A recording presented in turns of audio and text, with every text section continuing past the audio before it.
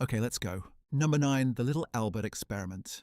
In 1920, a psychologist named John Watson wanted to prove something simple. He believed that fear was not something you were born with. He believed it was something you could be taught. To test it, he needed a baby.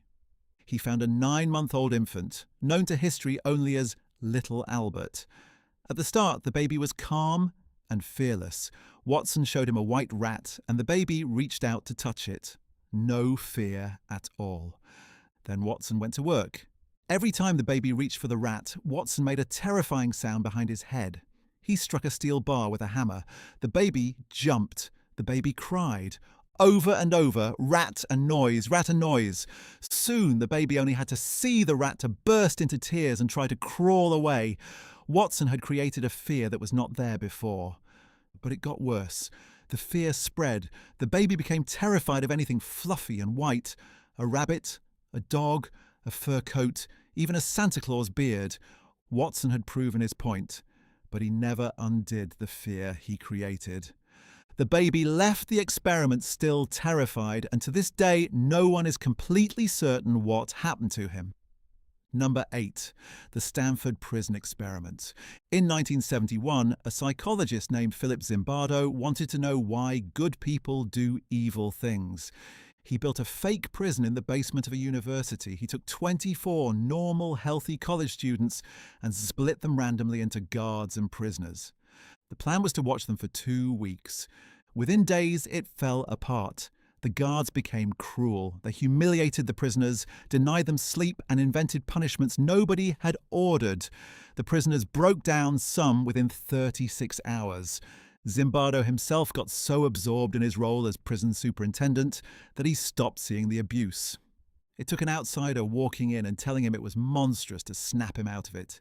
The experiment was supposed to last 2 weeks. It was shut down in 6 days. For decades, it was used to prove that anyone can turn evil in the right situation. Today, it's heavily criticized. Tapes revealed the guards were coached, and some prisoners said they were faking. Whether it was science or theatre, it should never have happened the way it did. Number 7, the monster study.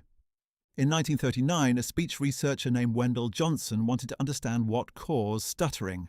His theory was that stuttering could be created by criticism. To test it, he used orphans.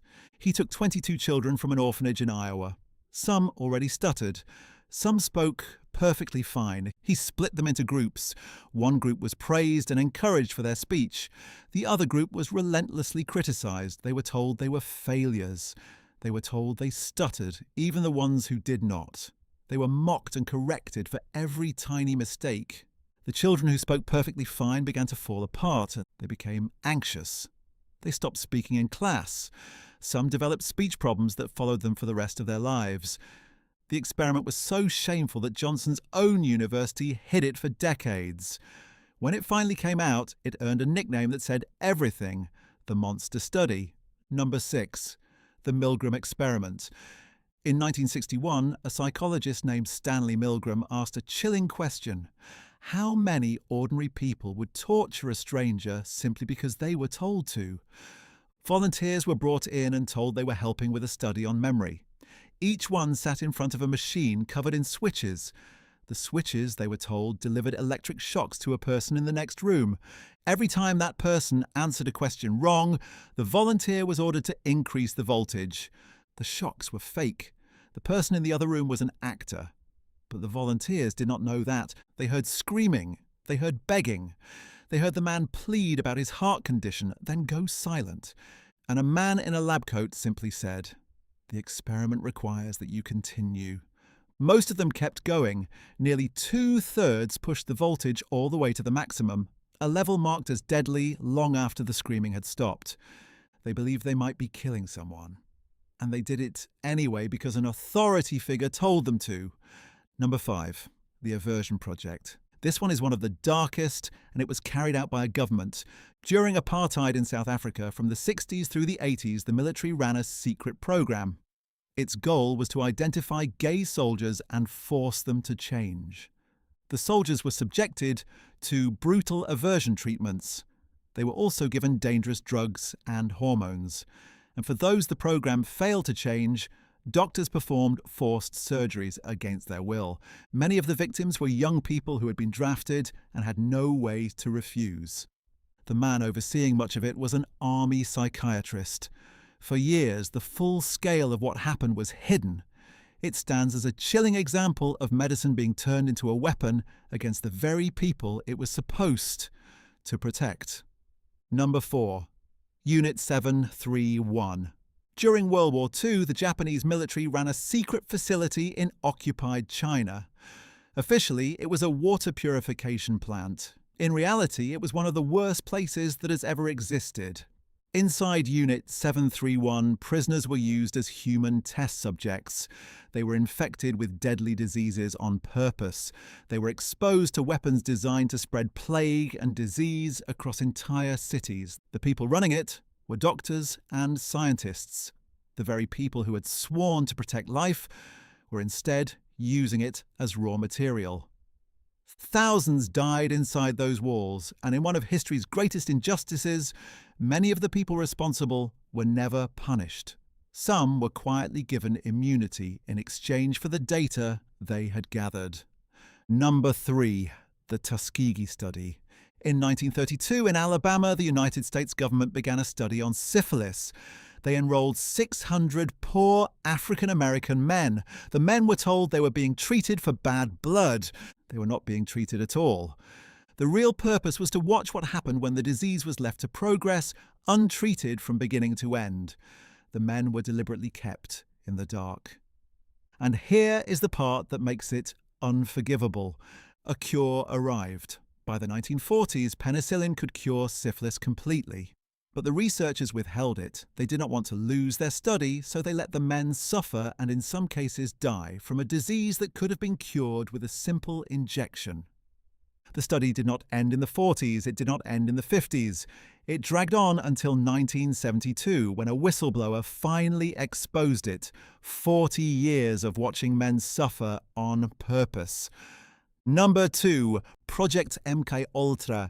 Starting in the 1950s, the CIA launched a secret program to master the human mind. The goal was mind control. They wanted to know if a person could be broken down and reprogrammed. To find out, they experimented on people, very often without their consent. They dosed unsuspecting citizens with powerful drugs to see what would happen. They funded brutal psychological experiments.